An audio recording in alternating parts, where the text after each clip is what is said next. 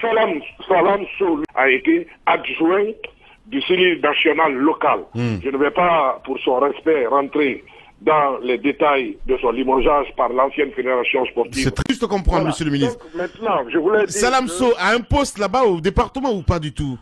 Écoute-moi, Salam Sow n'a pas de poste parce que Salam Sow n'a même pas de diplôme. Et je dois vous dire, s'il vous plaît, ça, maintenant, je vais faire la grande gueule comme vous, pour vous dire tout simplement que Salam Sow doit se taire, parce que Salam Sow a bénéficié d'un décret qui le donne même un statut de fonctionnaire à hiérarchie A. Ce n'est pas normal. Voilà, moi j'ai été un étudiant brillant à l'école et j'ai été quelqu'un qui a fait ses preuves dans ce pays-là. Je dis qu'il a bénéficié d'un décret justement qui le met à la hiérarchie A, ce qui n'est pas normal.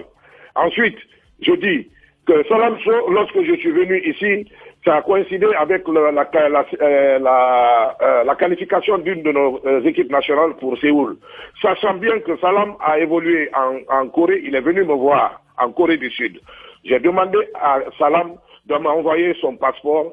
On l'a inscrit sur la liste. Cette liste existe encore, pour qu'il aille rencontrer ses anciens amis, ses anciens collaborateurs à Séoul, parce qu'il a un bon projet. Par exemple, je l'encourage dans ce sens de réinsertion et de détection des talents.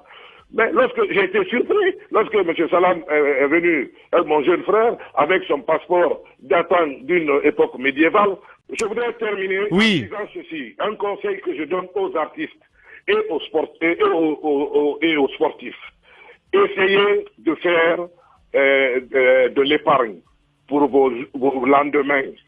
Quand on prend un exemple de réussite comme Titi Camara, monsieur le ministre que je respecte, Sedouba Bangoura et tant d'autres qui investissent aujourd'hui, et Camille Zayat, qui est d'ailleurs de la 6e génération de footballeurs guinéens, avec Pascal Fendono, hier j'avais un dossier sur ma table, ils sont en train de créer une académie de football ici, avec l'organisation au mois de mars ou avril de détection de talents, mais si vous continuez à vivre du présent, je crois que ça va être très très difficile, parce que aucun gouvernement ne peut, encore je le précise, aucun gouvernement ne peut assurer tout cela. Et lorsque vous êtes engagé, il y a des joueurs qui sont engagés à vie à la fonction publique, on continue à les payer. Même quand ils sont morts, on continue à les payer. Je crois que c'est l'un des rares pays en Afrique. Il faut quand même reconnaître que... Donc, du côté du département, vous continuez à payer les personnes qui sont parties? Oui, les footballeurs. Eh ben...